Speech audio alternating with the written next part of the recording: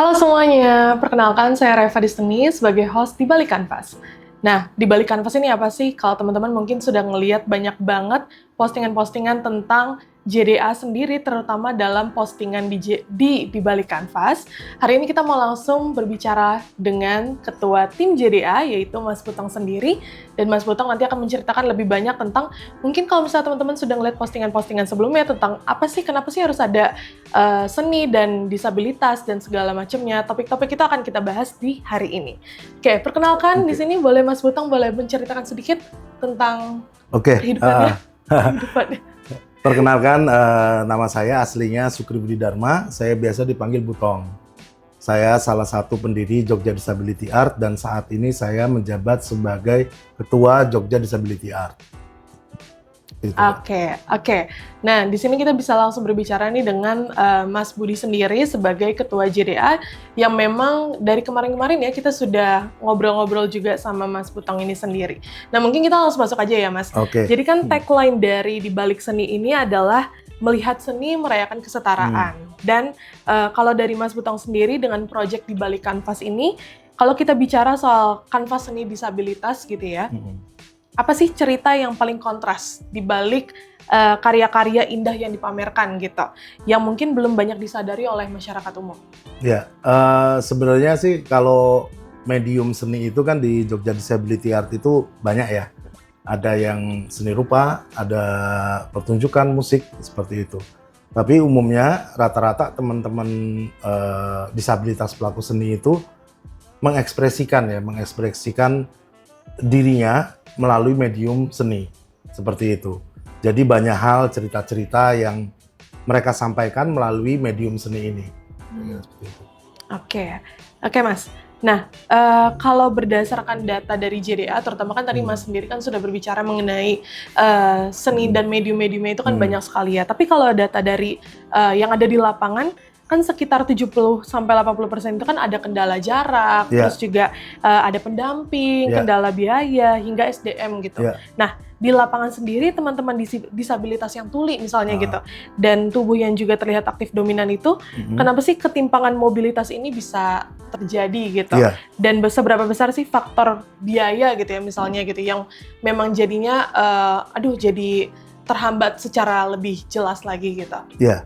Sebelumnya kita memang perlu mengetahui dulu ya ragam disabilitasnya itu apa, gitu kan. Kalau berdasarkan Undang-Undang Nomor 8 Tahun 2016 itu ada 4 ragam. Ragam yang pertama itu motorik. Motorik itu lebih pada nanti kebutuhannya mobilitas gerak ya. Terus sensorik. Sensorik itu biasanya teman-teman tuli sama netra. Terus ada ragam lainnya itu intelektual. Terus sama kesehatan mental. Itu 4 ragam itu yang terkadang kita juga harus menyesuaikan ketika misalnya ada satu kegiatan atau workshop. Menyesuaikan ragamnya itu, kayak kita mengetahui ragamnya, akhirnya kita tahu kebutuhannya mereka apa. Setelah mereka tahu kita tahu kebutuhannya, metode apa yang mau kita gunakan. Seperti itu. Misalnya kayak workshop untuk teman-teman tuli bicara gitu. Itu kita menggunakan juru bahasa isyarat. Seperti itu. Karena agar biar materinya itu lebih dipahami sama teman-teman. Nah, begitupun kayak teman-teman netra yang biasanya teman-teman netra itu kan bermusik. Nah, itu kami melakukan satu pendampingan terutama untuk persiapan misalnya kayak mau pentas itu kita biasanya ada kru ya, ada kru plus pendamping. Jadi kalau kru kan lebih pada ke teknis ya.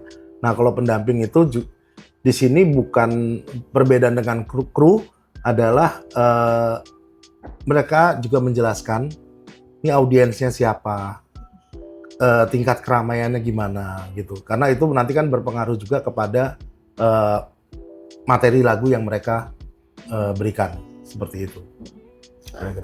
Oke, siap. Kita sudah belajar juga ya untuk teman-teman di Balik Kanvas sendiri mengenai 4 jenis teman-teman yang memang kita kategorikan sebagai teman-teman disabilitas gitu. Nah, menariknya juga Mas Butong, tadi saya juga baru dengar ternyata ada beberapa kategori-kategori tertentu yang memang masuk ke dalam teman-teman disabilitas itu sendiri, dan ternyata dari JDA sendiri memang sudah mengakomodir gitu ya, kurang lebih ya dalam beberapa misalnya pameran atau misalnya dalam beberapa event gitu, dan memang JDA memang concern ya di bagian-bagian situ. Oke. Nah, menariknya juga Mas di JDA sendiri ketika kita sebagai tim melihat ternyata banyak banget yang memang berpartisipasi sebagai teman-teman generasi muda gitu. Nah, terutama di bagian sekarang gitu ya. Kalau menurut Mas Butong sendiri, antusiasme anak muda terutama di topik disabilitas ini itu tuh murni karena ini adalah ruang ekspresi di JDA yang memang terbuka, atau sebenarnya karena mereka kalau Mas sendiri menganalisa sedikit, mereka tuh memang secara hati tergerak gitu karena gelisah di teman-temannya gitu yang kurang paham gitu. Gimana? Sebenarnya kalau teman-teman muda disabilitasnya ya, teman-teman muda disabilitas pelaku seni itu sendiri, itu memang ada gitu. Sebenarnya JDA ini juga ada karena mereka, gitu kan. Karena bagaimana JDA ini mewadahi, mengakomodir gitu kan. Karena selama ini belum ada istilahnya organisasi, kelompok, komunitas yang memang konsen di wilayah itu. Ada beberapa, tapi lebih pada segmen atau lebih pada keragam disabilitasnya. Kalau JDA ini kan semua ragam disabilitas itu bisa di JDA. Terus semua medium seni juga di JDA ada. Jadi gini, dari kami ini dari JDA melihat bahwa teman-teman ini banyak sekali ya yang muda-muda itu melakukan kegiatan-kegiatan praktek seni, namun belum terakomodir itu. Makanya kami coba mengakomodir, menjembatani ya antara teman-teman disabilitas pelaku seni dengan ruang seni yang lebih besar lagi yang ada di masyarakat. Seperti itu sih. Oke, siap. Oke, tadi juga sempat disebutkan bahwa ketika kita ngomongin teman-teman disabilitas, JDA sendiri memang membuka ruang ya untuk teman-teman yang memang pelaku senian disabilitas itu untuk bisa bergerak lebih luas lagi dan lebih lebar lagi gitu ya. Oke, nah Mas, menariknya kita mulai masuk ke lebih internal ya Mas. Jadi tagline dari Di Balik Kanvas ini kan melihat seni merayakan kesetaraan. Tapi isu utamanya kan justru ketidaksetaraan dalam inklusivitas gitu. Nah, bagaimana Mas Butong boleh ngejelasin nggak tentang mungkin apa yang sekarang nih memang sedang terjadi di depan mata gitu mengenai ketidaksetaraan dalam inklusivitas itu, dan kapan sih sebenarnya sebuah ruang seni itu yang labelnya sudah inklusif ya tanda kutip itu justru malah menciptakan ketidaksetaraan baru gitu dalam sebagian kelompok difabel gitu. Jadi gini, kalau bicara inklusif itu sendiri, kita harus memahami bahwa banyak orang memahami tentang inklusif itu hanya luarnya ya, bahwa ketika sudah melibatkan teman-teman disabilitas, sudah bisa menghadirkan teman-teman disabilitas, itu sudah mengatakan itu inklusif, gitu.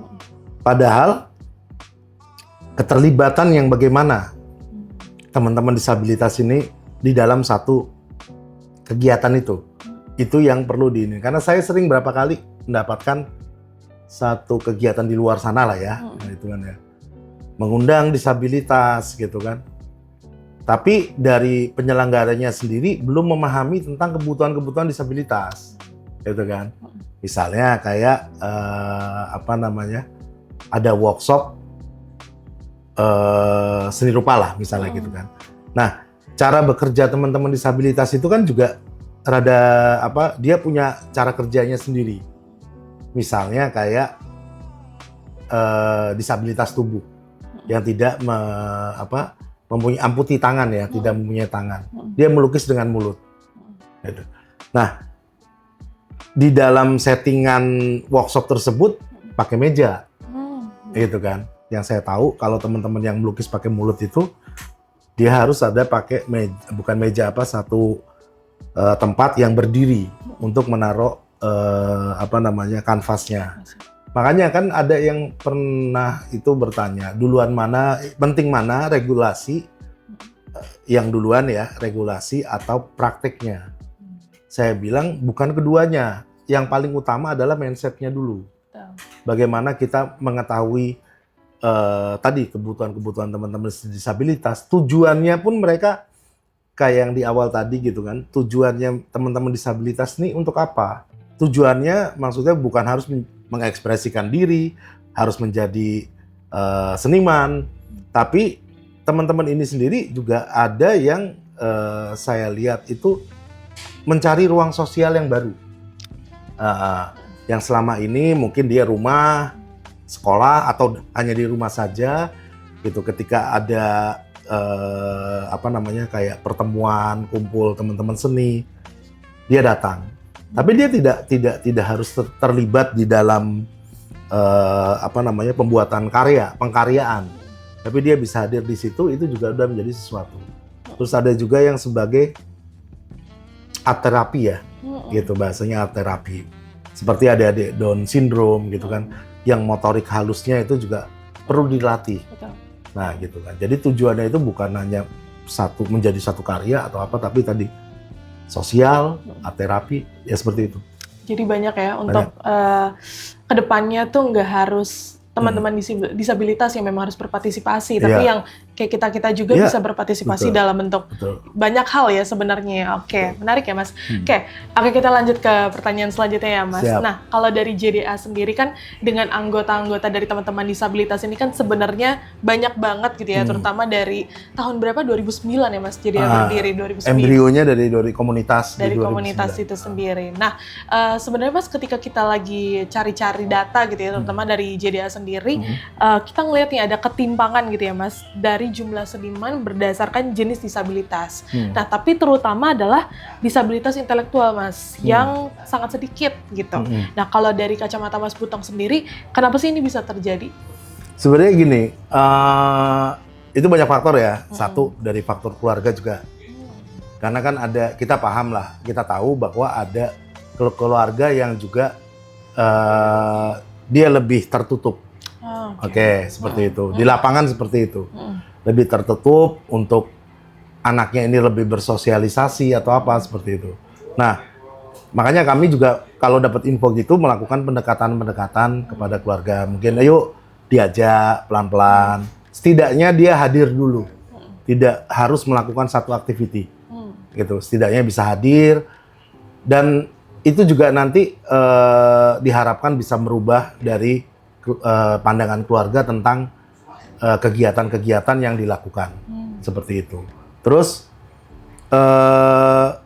sebenarnya peran penting dari pemerintah itu perlu. Pemerintah paling kecil itu kelurahan ya kalau nggak salah ya, gitu kan, tingkat kelurahan. Kelurahan itu sendiri juga harusnya proaktif, gitu kan, untuk lebih menggandeng ya, tadi menggandeng kegiatan-kegiatan yang ada di desa. Karena menurut saya gini, teman-teman disabilitas itu ujungnya juga tetap harus bermasyarakat. Itu yang paling penting, gitu. Dan kayak urusan tentang disabilitas ini harus bersinergi sih kalau menurutku. Berbagai pihak itu harus ada sinergi. Keluarga, pemerintah, organisasi, komunitas atau masyarakat itu sendiri harus bersinergi terkait dengan isu ini. Gitu.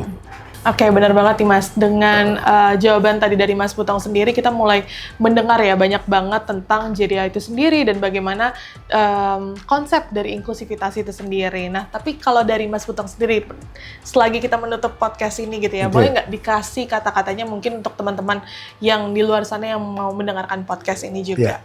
Teruslah berkarya, karena dengan berkarya itu kita sudah menghormati atas hidup yang diberikan. Mungkin lebih.